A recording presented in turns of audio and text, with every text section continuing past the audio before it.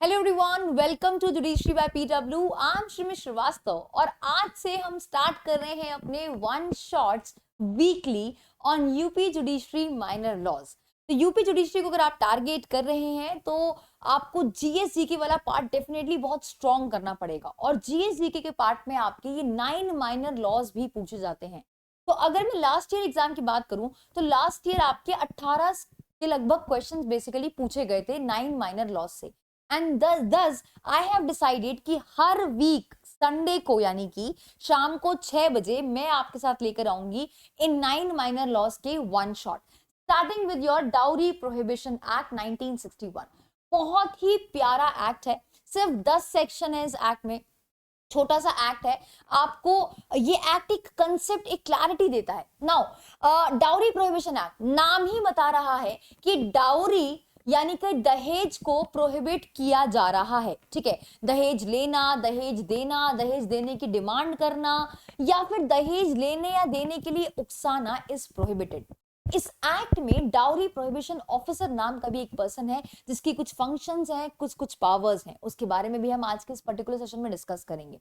Apart from that यहाँ पे बताया गया है कि अगर आप लड़की वाले डिमांड करते हैं या लड़के वाले डिमांड करते हैं, दैट मीन्स कि ये जो एक्ट है आपका ये जेंडर न्यूट्रल है। ठीक है, जेंडर न्यूट्रल है मतलब कि बीट एनीवन, चाहे ब्राइड हो या ब्राइड ग्रूम हो, अगर उनका एक्ट ऐसा है जो डाउरी को प्रमोट कर रहा है then that particular act is punishable. But हम जब भी शादियों में देखते हैं, अपने घर में भी देखते हैं हम शादियों में, वहां पे हम देखते हैं कि लड़की वालों को लड़की वाले जो है लड़की को गहने दे रहे हैं या फिर लड़की को out of love and affection गाड़ी दे रहे हैं। तो क्या वो भी डाउरी कहलाएगी? उसकी रिस्पेक्ट में भी एक बहुत ही बेहतरीन तरीके से एक्सप्लेन किया गया है इस एक्ट में। तो आज के इस पर्टिकुलर सेशन में हम कंप्लीट करने वाले हैं डाउरी प्रोहिबिशन एक्ट। आपको इसके नोट्स कहां पे मिलेंगे? तो पीडब्ल्यू के एप्लीकेशन पे आपको सर्च करना है यूपी माइनर लॉस और वहां पे आपको इन यूपी माइनर लॉ का एक बैच मिलेगा that is free of cost absolutely. आप उस ऐप में से जाके नोट्स को डाउनलोड कर सकते हैं अपने रिवीजन पर्पस के लिए। सी आई नो दैट कि जब तक नोटिफिकेशन नहीं आती है तब तक एक किक नहीं मिलती है प्रिपरेशन करने की, बट ट्रस्ट मी एग्जामिनेशन आने वाला है और एंटिसिपेटेड है कि आपका यूपी जुडिशरी का एग्जाम होगा, तो उसके लिए तैयारी लेकिन आपको अभी से करनी पड़ेगी। And that is why I have come up with the idea of one shot on all the minor laws and will plan some other thing also UP judiciary aspirants के लिए, right? So now let's start with the class. I hope my voice is clearly audible and I am perfectly visible to everyone.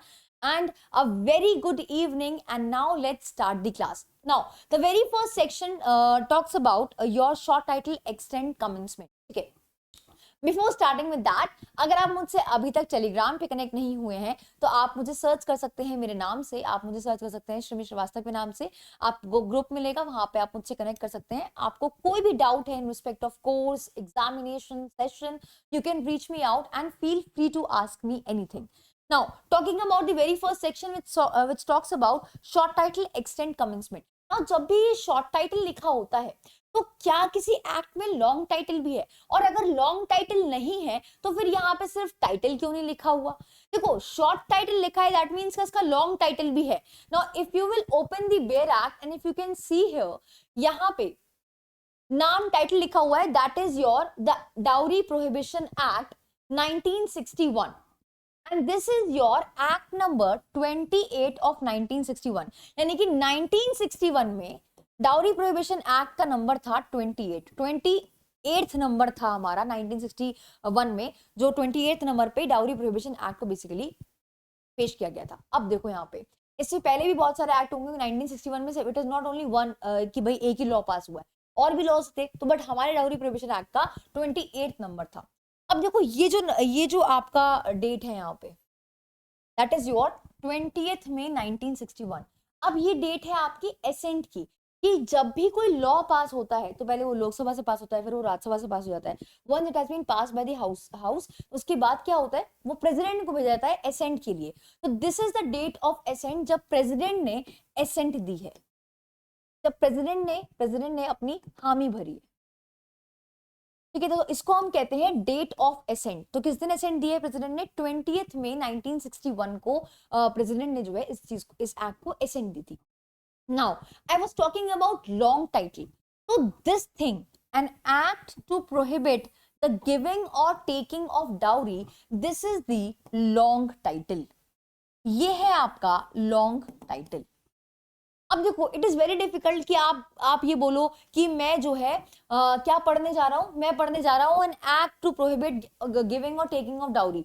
अब ऐसे एक subject को बुलाना या act का नाम कॉल आउट करना, तो इट इज वेरी डिफिकल्ट, क्योंकि इसमें तो छोटा है बट और एक्ट में बहुत बड़े बड़े होते हैं. तो ये आपका लॉन्ग टाइटल होता है. आप लॉन्ग टाइटल से एक्ट को नहीं बुलाते हो, रादर इसी वजह से यहाँ पे एक शॉर्ट टाइटल दिया हुआ है, and that short title is the dowry prohibition act 1961. Right. तो इसका शॉर्ट टाइटल में नाम क्या है कि एक्ट का नाम है आपका dowry prohibition act 1961. It extends to whole of India. ये पूरे देश पे लागू होता है. ठीक है. और ये फोर्स में कब आया था? ये फोर्स में आया था आपका सेंट्रल गवर्नमेंट ने नोटिफाई किया था 1 जुलाई 1961. तो 1 जुलाई 1961 में ये जो है फोर्स में आ गया था, लागू हो गया था. ठीक है. Now a very important definition, that is section number 2 which talks about dowry. Dowry prohibition act है. डाउरी किसे कहते हैं आप? तो यहाँ पे सिंपल सी एक बहुत प्रिसाइज डेफिनेशन बताइए. कहता है कि कोई भी प्रॉपर्टी, चाहे मूवेबल हो या इमूवेबल हो, या फिर कोई भी वैल्यूएबल सिक्योरिटी, कोई भी प्रॉपर्टी या कोई भी वैल्यूएबल सिक्योरिटी या तो आपने दी है या देने का वादा किया है, एग्रीड टू बी गिवन, या तो गिवन या फिर agreed to be given directly और इनडायरेक्टली. डायरेक्ट तरीके से आपने दिया है या फिर एग्री किया है कि हम देंगे, या इनडायरेक्ट तरीके से दिया है या एग्री किया है कि हम देंगे. क्या चीज? कोई भी प्रॉपर्टी, चाहे मूवेबल हो इमूवेबल हो, या कोई भी वैल्यूएबल सिक्योरिटी. नाउ किसने किसको दिया है? तो यहाँ पे कहता है by one party to the marriage to another party to the marriage. एक पार्टी ने दूसरी पार्टी को, लड़की वाले ने लड़के वाले को, लड़के वाले ने या फिर लड़की वालों को, और by the parents of either party to the marriage, या किसी भी पार्टी के पेरेंट्स ने आपस में एक दूसरे को दिया है या देने का वादा किया है. ठीक है. यहां पे कहता है किस टाइम पे, व्हेन, एट और बिफोर और any time after the marriage. ठीक है. शादी के टाइम पे या शादी से पहले या शादी के होने के बाद किसी भी टाइम पे, in connection with the marriage. और यहाँ पे जो ये प्रॉपर्टी या वैल्यूएबल सिक्योरिटी देने को कहा है, डायरेक्टली या इनडायरेक्टली, ये किसके कनेक्शन में है? ये शादी के रिस्पेक्ट में है. तो उसको हम क्या कहते हैं? डाउरी कहते हैं. लेकिन यहाँ पे एक क्लैरिटी करी कि मुस्लिम लॉ में जो डार का कंसेप्ट है, जो मेहर है, वो बेसिकली डाउरी में नहीं आएगा, वो डाउरी की डेफिनेशन में नहीं आएगा. But does not include dar or meher in case of person to whom Muslim personal law apply. तो जिसकी शादी मुस्लिम लॉ के हिसाब से होती है, उनका जो ये कंसेप्ट है मेहर और डार का, वो बेसिकली डाउरी की डेफिनेशन में फॉल नहीं करेगा. नाउ यहाँ पे कहता है कि वैल्यूएबल सिक्योरिटी का क्या मतलब है? तो वैल्यूएबल सिक्योरिटी का सेम मतलब है जो आपका इंडियन पीनल कोड के सेक्शन 30 में डिफाइंड है, वैल्यूएबल सिक्योरिटी. तो डाउरी की तो बहुत ही क्लियर प्रिसाइज डेफिनेशन दे रखी है. आई होप बहुत ही सिंपल है, आपको क्लियर हो गई होगी. सिंपल अगर इनको पॉइंटर्स में करें तो कोई भी प्रॉपर्टी या कोई भी वैल्यूएबल सिक्योरिटी आपने दी है, गिवन और agreed to be given directly और इनडायरेक्टली. एक पार्टी ने दूसरी पार्टी को वादा किया है, या एक पार्टी के पेरेंट्स ने दूसरी पार्टी के पेरेंट्स को वादा किया है या दिया है. क्या चीज? कोई भी वैल्यूएबल प्रॉपर्टी या वैल्यूएबल सिक्योरिटी या प्रॉपर्टी, और वो किसके रिस्पेक्ट में दिया है? वो शादी के रिस्पेक्ट में दिया है, in connection with the marriage. कब दिया है? या तो शादी के टाइम पे, या शादी से पहले, या फिर शादी के बाद. तो वो आपका डाउरी होगा. नाउ सेक्शन नंबर 3 बहुत क्लियरली कहता है कि दहेज देना और दहेज लेना दोनों ही एक punishable offence. Penalty for giving और टेकिंग डाउरी कहता है अगर कोई भी पर्सन इस एक्ट के लागू होने के बाद, यानी कि 1 जुलाई 1961 के बाद, अगर कोई भी पर्सन देता है या फिर लेता है या फिर उकसाता है देने में दहेज को या फिर लेने में दहेज को, तो उस केस में ही शैल बी पनिशेबल फिर with not less than 5 years. यानी कि मिनिमम पनिशमेंट कितनी है? मिनिमम पनिशमेंट है 5 साल. ठीक है. और फाइन कितना है? 15,000 रुपए. Fine is 15,000 rupees, or the amount of the value of dowry whichever is more, whichever is greater. तो यहाँ पे कहता है कि 15,000 रुपए फाइन है, या फिर जो भी वैल्यू है डाउरी की, जो भी इनमें से ज्यादा होगा वो फाइन लगा दिया जाएगा. तो मिनिमम पनिशमेंट कितनी है, 5 साल, एंड साथ में, एंड मतलब प्लस, साथ में फाइन कितना, 15,000 रुपए से कम का नहीं फाइन है, 15,000 तो मिनिमम है, ठीक है, या फिर जो भी वैल्यू है डाउरी की, तो इनमें से 15,000 या वैल्यू ऑफ डाउरी में से जो भी ज्यादा है वो बेसिकली फाइन हो जाएगा। अब आगे कहता है कि कोर्ट अगर चाहे, अगर कोर्ट को लगता है कि एक्विडेट सफिशिएंट रीजन है, ठीक है, या फिर स्पेशल रीजन है, तो उसको राइटिंग में रिकॉर्ड करके वो जो है 5 साल से कम की पनिशमेंट भी अवॉर्ड कर सकता है, ठीक है, लेकिन उसके पास रीजन होना चाहिए सफिशिएंट और स्पेशल रीजन होना चाहिए, उसको रिकॉर्ड करना पड़ेगा राइटिंग में।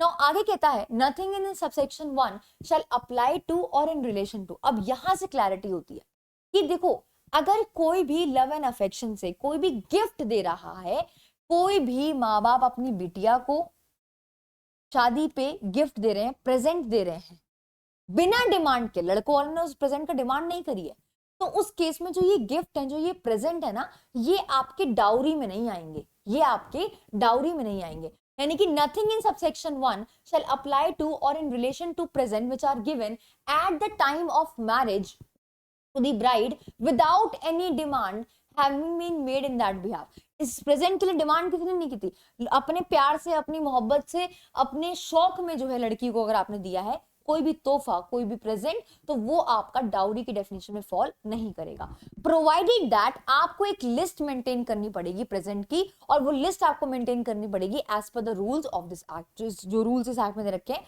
उसके हिसाब से आपको एक लिस्ट मेंटेन करनी पड़ेगी। और ये सेम सिचुएशन आपकी ब्राइड ग्रूम के लिए भी है, लड़के वाले के लिए भी है। तो लड़के को अगर कोई गिफ्ट दे रहा है out of love and affection without any demand, तो वो आपकी डाउरी की डेफिनेशन में फॉल नहीं करेगा, उसको भी एक लिस्ट मेंटेन करनी पड़ेगी।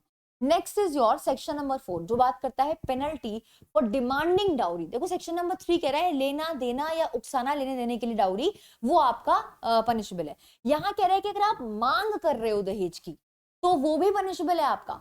अगर कोई भी पर्सन मांग कर रहा है, डाउरी दहेज मांग रहा है डायरेक्टली या फिर इनडायरेक्टली, इनडायरेक्टली कैसे कि आप ना दहेज जो है मेरी माँ के अकाउंट में डाल दीजिएगा, मेरी बहन के अकाउंट में डाल दीजिएगा, ठीक है, मेरे फादर के अकाउंट में डाल दीजिएगा, मेरे ब्रदर के अकाउंट में डाल दीजिएगा, मेरे भाई के अकाउंट में डाल दीजिएगा, तो ये इनडायरेक्ट डिमांड है। तो अगर कोई पर्सन डिमांड कर रहा है, दहेज की मांग कर रहा है, चाहे डायरेक्टली या फिर इनडायरेक्टली, पेरेंट से या फिर दूसरे रिलेटिव से या फिर गार्डियन से, ब्राइड के या ब्राइड ग्रूम की, देखो यहाँ पे जेंडर न्यूट्रल है, ठीक है, एज द केस में भी एनी डाउरी अगर आप डिमांड कर रहे हो तो वो पनिशेबल है आपकी with imprisonment not less than 6 months, यानी कि मिनिमम कितनी है 6 महीने और मैक्सिमम कितनी है 2 years, एंड साथ में फाइन है आपका कितने रुपए का, 10,000 रुपए का, 10,000 रुपीज का साथ में फाइन है, ठीक है। अगेन यहाँ पे कहता है कि कोर्ट के पास अगर स्पेशल रीजंस हैं तो उसको रिकॉर्ड करके यहाँ पे 6 महीने से कम की भी इम्प्रिजमेंट इम्पोज कर सकता है। Next is your section number 4A जो बात करता है बैन ऑन एडवर्टाइजमेंट। आपने देखा होगा कि फेसबुक पे आप कभी कभी देखते हो एक पेपर आता है, उसमें लिखा होता है कि आपने अगर मेरी बेटी से शादी करी तो 10 लाख रुपए देंगे, बेटी की qualification so and so, BCom किया हुआ है, बीबी किया रखा है एंड सो दैट, राइट। तो ये जो एडवर्टाइजमेंट है दैट इज बैन। यहाँ पे कहता है अगर कोई भी पर्सन ऑफर करता है, ऑफर कर रहे हो आप, ठीक है, ऑफर में क्या ऑफर कर रहे हो कि आप मेरी बेटी से शादी कर लीजिए, उसके बदले मैं आपको या तो अपनी प्रॉपर्टी में शेयर दे दूंगा, या मैं अपने बिजनेस में शेयर दे दूंगा, या मैं आपको कोई भी इंटरेस्ट दूंगा as a consideration for marriage, कि भाई ये कंसिडरेशन है मैरिज की, मेरी बेटी से शादी कर लो मैं तुम्हें 20 लाख रुपए दे दूंगा, मेरी बेटी से शादी कर लो मैं तुम्हें अपने बिजनेस का 50% शेयर दे दूंगा। तो ये जो चीज है ना, ये जो ऑफर है एडवर्टाइजमेंट के थ्रू, किसी भी न्यूज़पेपर, पीरियोडिकल, जर्नल या फिर किसी भी मीडिया के through, any share of the इस प्रॉपर्टी और of money or both as a share in the business or other interest as consideration for the marriage of a son or daughter or any other relative, ऐसा करते हैं। या फिर कोई person print करता है या पब्लिश करता है या सर्कुलेट करता है कोई भी एडवर्टाइजमेंट, ठीक है, तो उस केस में it he shall be punishable with imprisonment for which is not less than 6 months। तो मिनिमम कितनी है, मिनिमम है यहाँ पे 6 months जो एक्सटेंड कर सकती है मैक्सिमम 5 years, ठीक है। और यहाँ पे फाइन जो है दैट इज ऑफ ₹15,000। फाइन कितना है आपका, वो एक्सटेंड हो सकता है 15,000 रुपए। अगेन प्रोवाइडेड दैट कि कोर्ट अगर चाहे, कोर्ट को लगता है कि हाँ भाई सफिशिएंट रीजन है, कॉज है और स्पेशल रीजन है, तो राइटिंग में रिकॉर्ड करके क्या करेगा, इम्पोज कर सकता है इम्प्रिजमेंट लेस देन 6 months, 6 महीने से कम की इम्प्रिजमेंट भी इम्पोज कर सकता है। सेक्शन नंबर 5 कहता है कि अगर कोई भी एग्रीमेंट किया है ना कि हम डाउरी देंगे, इस बात का आपने एग्रीमेंट कर लिया है दोनों पार्टी ने आपस में, या फिर हम डाउरी लेंगे इस बात का एग्रीमेंट कर लिया है, तो ये एग्रीमेंट जो है वो आपका वॉइड होगा। वो एग्रीमेंट आपका क्या होगा? वॉइड होगा। तो देखो कितने छोटे छोटे सेक्शंस हैं, अच्छे दे रखे हैं और एक पूरी क्लैरिटी दे रखी है in respect of dowry. Now next section is dowry का section number 6, dowry to be for the benefit of the wife और द हायर्स। ठीक है, अब ये देखो, अगर मान लो आपने डाउरी रिसीव कर ली है, तो भाई अब आपने डाउरी रिसीव कर लिया ना, तो अब इस डाउरी को आप ट्रांसफर कर दें किसको? महिला को। अगर किसी व्यक्ति ने डाउरी रिसीव करी है, ऐसे व्यक्ति ने महिला को छोड़कर, उस लड़की को छोड़कर किसी उसके ससुराल वालों ने, ससुर जी ने, सास ने अगर डाउरी रिसीव करी है, तो अब उनकी रिस्पॉन्सिबिलिटी है कि उस डाउरी को ट्रांसफर करें उस महिला को, उस लड़की को। where any dowry is received by any person other than the woman, उस महिला को छोड़ के किसी और ने वो डाउरी रिसीव करी है, in connection with whose marriage it is given, that person shall retransfer to the woman, तो उसको क्या करना पड़ेगा? उस पैसे, उस डाउरी को बेसिकली ट्रांसफर करना पड़ेगा उस महिला को। ठीक है, now there are certain condition. अगर डाउरी रिसीव करी है शादी से पहले, तो 3 महीने के अंदर जो है, after the date of marriage, जिस दिन शादी हुई है उस दिन से 3 महीने के अंदर उसको पैसे, उसको डाउरी ट्रांसफर करनी पड़ेगी। अगर डाउरी रिसीव करी है शादी के टाइम पे या फिर शादी के बाद, तो जिस दिन भी आपने पैसे लिए हैं उस दिन से 3 महीने के अंदर उसको वापस करना, ट्रांसफर करना पड़ेगा डाउरी। ठीक है, third condition, if the dowry was received when the woman was minor, अगर वुमन उस टाइम पे माइनर थी और तब आपने दहेज लिया था, तो जब वो 18 साल की हो जाएगी, तब आपको, जैसे वो 18 साल की हुई, उसके 3 महीने के अंदर आपको उसको ट्रांसफर कर देना है उसकी डाउरी। और जब तक वो 18 साल की नहीं हो रही है, तब तक आपको उस प्रॉपर्टी, उस डाउरी को होल्ड करना है as a trust for the benefit of the minor. उस माइनर के बेनिफिट के लिए आपको होल्ड करना है उसको in trust for the benefit of the minor, जब वो भी माइनर है उस दौरान। ठीक है, next, if any person fails to transfer any property, अगर कोई भी पर्सन फेल हो जाता है प्रॉपर्टी ट्रांसफर करने में, जो सबसेक्शन 1 में रिक्वायर्ड है, with in the times limit, जो 3 महीने का टाइम दे रखा है, उसमें वो पैसे ट्रांसफर, उसमें वो डाउरी ट्रांसफर नहीं करता है, तो उस पर्टिकुलर केस में कितनी इंप्रेसमेंट होगी? फॉर द टर्म विच में नॉट लेस देन 6 मंथ, यानी कि 6 महीने की मिनिमम इंप्रेसमेंट हो, बट विच में एक्सटेंड टू 2 years, मैक्सिमम कितनी है? 2 years, which shall not be less than 5,000 rupees. और यहाँ पे फाइन कितना है? फाइन है 5,000, और विच में एक्सटेंड टू, मैक्सिमम फाइन है, ये मिनिमम फाइन है, और मैक्सिमम फाइन है आपका 10,000 रुपीज। ठीक है, तो ये फाइन और मैक्सिमम और मिनिमम इम्प्रेसमेंट है। आगे कहता है कि जहां पे वुमेन इंटाइटल है किसी प्रॉपर्टी को लेकर, ठीक है, वो अगर प्रॉपर्टी उसको ट्रांसफर करने से पहले ही वो अगर मान लो मर जाती है, तो वो प्रॉपर्टी किसके पास जाएगी? अगर उसका कोई बच्चा है तो उसके बच्चे को चली जाएगी, और अगर उसका बच्चा नहीं है तो उसके हायर को चली जाएगी, उसके पेरेंट्स चली जाएगी, सॉरी। ठीक है, तो यहाँ पे कहता है कि where a woman is entitled to any property, ठीक है, अगर वो मर जाती है उसको रिसीव करने से पहले, उस डाउरी को रिसीव करने से पहले, the heir of the woman shall be entitled to claim it, तो उसके जो हायर हैं, उसके जो बच्चे हैं, वो बेसिकली उसको क्लेम कर लेंगे। ठीक है, अगर उसका कोई भी बच्चा नहीं है तो वो ट्रांसफर हो जाएगी उसके पेरेंट्स को। अगर उसका बच्चा है, ठीक है, तो be transfer to such children and pending such transfer, और अगर मान लो अब उसका बच्चा भी छोटा है, तो जब तक वो ट्रांसफर नहीं हो रहा है उस टाइम पे वो as a hold trust hold करेगा उसको for the benefit of the children. ठीक है, बच्चा है लेकिन बच्चा माइनर है, तो फिर जो पर्सन है जिसके पास डाउरी है, जिसके पास वो प्रॉपर्टी है, वो बेसिकली उसको होल्ड करेगा as a trust for the benefit of the children, और अगर बच्चा नहीं है तो माँ बाप को चले जाएगी। Where any person is convicted, अगर किसी पर्सन को कन्विक्ट कर दिया गया है, ठीक है, उसने टाइम पे पैसे ट्रांसफर नहीं किए थे, ठीक है, has not before his conviction, अपने कन्विक्शन से पहले जो है उसने ट्रांसफर नहीं किया है प्रॉपर्टी वुमेन को, जो entitled thereto as the case may be, उसके पेरेंट्स को या फिर उसके हायर को, जैसा भी केस है, the court shall in addition to awarding the punishment, तो यहाँ पे कोर्ट क्या करेगा? पनिशमेंट तो अवॉर्ड करेगा ही, उसके साथ साथ इन एडिशन यहाँ पे क्या करेगा? डायरेक्ट करेगा, राइटिंग में, ठीक है, एक ऑर्डर पास करेगा, that such person shall transfer the property to the woman, कि भाई प्रॉपर्टीज को ट्रांसफर कर दो, और एज द केस में भी उसके पेरेंट्स को, उसके हायर को या फिर उसके बच्चे को with in specified time period, कि भाई ये ऑर्डर है, इसके अंदर तुम उसको पैसे अब ट्रांसफर कर दो। अगर मान लो वो पर्सन फिर भी फेल हो जाता है कंपाइल करने से उस ऑर्डर से, तो यहाँ पे जो भी अमाउंट है ना, प्रॉपर्टी का amount equal to the value of the property may be recovered, उस पर्सन से एज अ फाइन वो रिकवर की जाएगी और फिर उस महिला को, उसके पेरेंट्स को, उसके बच्चे को, जैसा भी केस है उसको दी जाएगी। ठीक है, यहाँ पे कहता है कि इस सेक्शन का कुछ भी सेक्शन 3 और सेक्शन 4 को अफेक्ट नहीं करता है। नाउ द नेक्स्ट सेक्शन है सेक्शन नंबर 7 जो बात करता है कॉग्निजेंस ऑफ ऑफेंस। कहता है यहाँ पे कॉग्निजेंस कौन लेगा, तो ये कहता है मेट्रोपॉलिटन मजिस्ट्रेट और जुडिशियल मजिस्ट्रेट फर्स्ट क्लास के नीचे वाले जो कोर्ट है वो कॉग्निजेंस नहीं ले सकते। तो मेट्रोपॉलिटन मजिस्ट्रेट और जुडिशियल मजिस्ट्रेट फर्स्ट क्लास जो है वो कॉग्निजेंस ले सकता है किसी भी ऑफेंस का, जो इस एक्ट में ऑफेंस है उसका वो कॉग्निजेंस ले सकता है।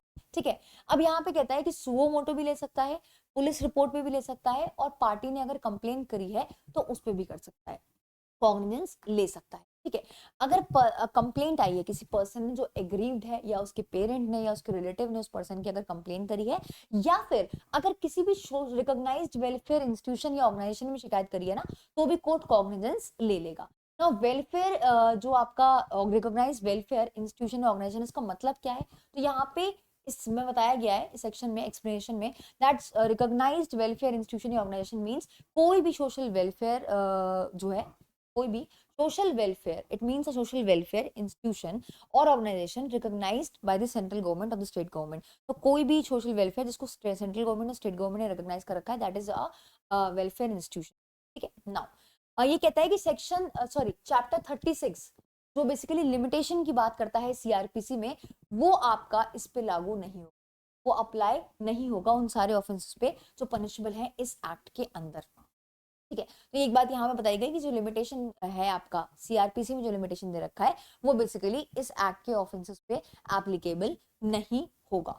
नेक्स्ट इज सेक्शन नंबर 8 जो बात करता है offences to be cognizable for certain purposes and to be bailable and non compoundable. यहाँ पे कहता है कि सीआरपीसी अप्लाई होगा ऑफेंसेस पे, इस एक्ट पे, एज दे वर कॉग्निबल ऑफेंसेस, ऐसा मानते हुए कि वो कॉग्निबल ऑफेंसेस है। किस पर्पस के लिए, इन्वेस्टिगेशन के पर्पसेस के लिए।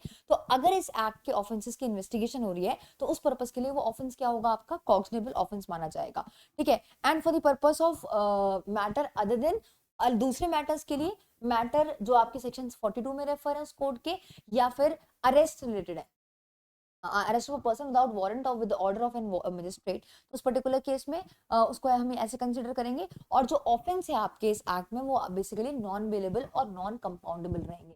तो ये बेसिकली आपसे प्रीलिम्स एग्जामिनेशन पूछा जाता है। ठीक है, next is your burden of proof. Burden of proof किस पे रहेगा, कहता है यहाँ पे कि where any person is prosecuted for taking or abating the taking of any dowry, इसको प्रोसिक्यूट किया जा रहा है, इसके खिलाफ केस फाइल हुआ है कि भाई तुमने डाउरी ली है या तुमने उकसाया है डाउरी लेने के लिए अंडर सेक्शन 3, या फिर तुमने डिमांड करी डाउरी की, तो उसी पर्सन पे होगा जिसको प्रोसिक्यूट किया जा रहा है फॉर टेकिंग और अबेटिंग द डाउरी। ठीक है, abetting the taking of the dowry, उसी पर्सन को जिसको प्रोसिक्यूट किया जा रहा है उसके ऊपर ही बर्डन ऑफ प्रूफ होगा, ये प्रूफ करने का कि उसने वो ऑफेंस नहीं किया है, उसने दहेज की डिमांड नहीं करी है, ना ही उसने उकसाया है दहेज लेने के लिए।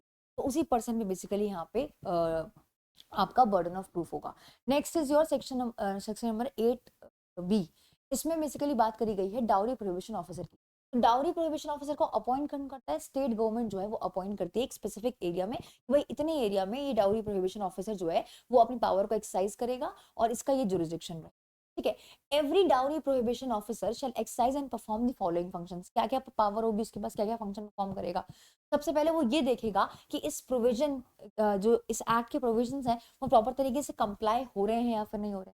दूसरा, वो ये प्रिवेंट करने की कोशिश करेगा, रोकने की कोशिश करेगा एज फार एज पॉसिबल कि कोई भी ना तो दहेज मांगे और ना ही उकसाए किसी को दहेज मांगने के लिए। ठीक है, दूसरा वो जो है सारे एविडेंसेस कलेक्ट करेगा जो भी नेसेसरी है for prosecution of the person committing the offence under this act. ठीक है, कि भाई जो भी जिसको भी प्रोसिक्यूट किया जा रहा है इस एक्ट के अंदर उसके खिलाफ जो भी एविडेंसेस हैं वो जो जरूरी है वो बेसिकली वो क्या करेगा, कलेक्ट करेगा। एंड लास्ट इज वो एडिशनल फंक्शंस भी परफॉर्म करेगा जो बेसिकली उसको स्टेट गवर्नमेंट कहेगी करने के लिए। ठीक है, तो यहाँ पे कोई भी एडिशनल फंक्शंस जो भी स्टेट गवर्नमेंट असाइन करती है उसको, वो भी बेसिकली ये डाउरी प्रोहिबिशन ऑफिसर करेगा। ठीक है, यहाँ पे कहता है कि state government shell by notification the official gazette confer such power of a police officer. तो यहाँ पे इस डाउरी प्रोहिबिशन ऑफिसर के पास जो है पुलिस ऑफिसर की पावर भी कन्फर कर सकता है स्टेट गवर्नमेंट अगर वो नोटिफाई करता है नोटिफिकेशन में, तो dowry prohibition officer who shall exercise such power subject to such limitations, ठीक है, तो वो पुलिस ऑफिसर की पावर को एक्सरसाइज कर सकता है, बट उसमें कुछ लिमिटेशंस है एंड कुछ कंडीशंस हैं जो स्पेसिफाइड है इस एक्ट के रूल्स में, राइट। तो ये है आपके कुछ डाउरी प्रोहिबिशन ऑफिसर के रिस्पेक्ट में कुछ चीजें। अपार्ट फ्रॉम दैट यहाँ पे कहता है कि स्टेट गवर्नमेंट जो है एक एडवाइजरी बोर्ड भी बना सकता है, एक एडवाइजरी बोर्ड बेसिकली फॉर्म कर सकता है, किस पर्पस के लिए, कि डाउरी प्रोहिबिशन ऑफिसर को असिस्ट करने के लिए और एडवाइस करने के लिए, वो बेसिकली ताकि एफिशिएंट परफॉर्मेंस रहे, एफिशिएंट परफॉर्म करे डाउरी प्रोहिबिशन ऑफिसर, उसको हेल्प करने के लिए, उसको असिस्ट और एडवाइस करने के लिए यहाँ पे वो अपॉइंट कर सकता है एक एडवाइजरी बोर्ड। अब इस एडवाइजरी बोर्ड में कौन होंगे, जो है 5 से ज्यादा सोशल वेलफेयर वर्कर नहीं होंगे, ठीक है, नॉट मोर देन 5 से ज्यादा सोशल वेलफेयर वर्कर नहीं होंगे, और इस 5 में से 2 महिलाएं होंगी, ठीक है, फ्रॉम द एरिया जहां पे भी dowry prohibition officer basically exercise कर रहा है अपनी जुरिस्डिक्शन, तो वहां पे एक एडवाइजरी बोर्ड अपॉइंट कर सकता है असिस्ट करने के लिए और एडवाइस करने के लिए डाउरी प्रोहिबिशन ऑफिसर को, ताकि वो एफिशिएंट तरीके से काम करे। अपार्ट फ्रॉम दैट इसमें सेक्शन नंबर 9 और सेक्शन नंबर 10 है, तो अगर सेक्शन नंबर 9 और सेक्शन नंबर 10 को आप देखेंगे तो उसमें बस पावर टू मेक रूल्स दे रखा है लास्ट में, एंड एक बार जस्ट रीड कर लेते हैं। Power to make rules, state government जो है नोटिफिकेशन से ऑफिशियल गजेट में रूल्स बना सकते हैं, एंड यहाँ पे power of state government to make rules, state government में बाय नोटिफिकेशन रूल्स बना सकते हैं, राइट। तो यस, सेंट्रल और स्टेट गवर्नमेंट यहाँ पे रूल्स बना सकते हैं। Now, dowry prohibition, maintenance of list present to the bride and the bridegroom. Rules 1985। अब देखो ये कुछ इंपॉर्टेंट रूल्स हैं कि किस तरीके से आपको प्रेजेंट की, जो मैंने आपको बताया ना कि अगर आप प्रेजेंट दे रहे हो तो ब्राइड और ब्राइड ग्रूम को एक लिस्ट प्रिपेयर करनी है, उस लिस्ट में क्या क्या लिखना हो। Rules in accordance with the list of present are to be maintain, किस तरीके से वो तोहफों की जो लिस्ट आप बना रहे हो उसको कैसे मेंटेन करोगे। The list of the present which are given at the time of the marriage, शादी के टाइम पे जो भी तोहफे मिल रहे हैं, जो भी गिफ्ट मिल रहे हैं और ब्राइड को, दुल्हन को, तो वो ब्राइड मेंटेन करेगी वो लिस्ट, ठीक है। और जो लिस्ट दुल्हे को मिल रहे हैं, लड़के को मिल रहे हैं, तो वो लड़का जो है उस लिस्ट को पूरा मेंटेन करेगा कि भाई क्या क्या प्रेजेंट आया है। इसके अलावा every list of present referred in सब रूल 1 सब rule 2 shall be prepared eight the time of the marriage, जो ये लिस्ट है शादी के टाइम में बनाएंगे या फिर एज सून एज पॉसिबल, जितनी जल्दी हो सके शादी के बाद ये लिस्ट आपको प्रिपेयर करनी है। राइटिंग में होगी ये लिस्ट, और इसमें क्या क्या चीजें लिखी होंगी कि डिस्क्रिप्शन हर प्रेजेंट का, हर तोहफे का, कि भाई क्या क्या मिला है, क्या आया है तोहफे में, प्रेजेंट क्या है, ठीक है, उसका एक ब्रीफ डिस्क्रिप्शन, अप्रोक्सीमेट उसकी वैल्यू क्या है उस प्रेजेंट की, किस पर्सन ने आपको दिया है वो प्रेजेंट, और वो पर्सन लड़की का या लड़के का लगता क्या है, रिलेशनशिप क्या है ब्राइड और ब्राइडग्रूम के साथ, ये सारी चीजें आपको लिखनी है। और फिर उसमें साइन होंगे लड़की के भी और लड़के के। Where the bride is unable to sign, जहां पे लड़की साइन नहीं कर सकती वहां पे उससे अंगूठा लगा लिया जाएगा, और after having read out to her, उसको पूरा पढ़ा दिया जाएगा कि भाई देखो ये सारी चीजें इसमें पर्टिकुलर्स लिखे हुए हैं। फिर उसके बाद ऑब्टेन कर लेंगे सिग्नेचर उस लिस्ट पे उस पर्सन का जिसने भी पढ़ के उसको सुनाया है कि भाई इसमें ये सारी चीजें लिखी हुई हैं। Same goes with the bride groom, अगर लड़का साइन नहीं कर सकता तो वो अंगूठा लगा देगा और उसको जो पढ़ के सुनाएंगे, देखो तुम्हारी इस लिस्ट में ये सारी गिफ्ट्स लिखे हुए हैं, और फिर जिसने पढ़ के सुनाया उसके signature. The bride and the bridegroom may, if he or she so desire, obtain either both the side the list referred, ठीक है, यहाँ पे अगर ब्राइड और ब्राइडग्रूम चाहें, अगर उनकी मर्जी है तो वो दोनों ईदर साइड के अपने अपने साइड की लिस्ट ले सकते हैं, या फिर दोनों लिस्ट ले सकते हैं और सिग्नेचर ले सकते हैं of the relative of the bride and the bridegroom और any other person present at the time of the marriage, जो भी प्रेजेंट है शादी में उसके वहां पे सिग्नेचर लिए जा सकते हैं। तो ये है आपका पूरा dowry prohibition act. I hope आपको अच्छे से समझ में आया होगा।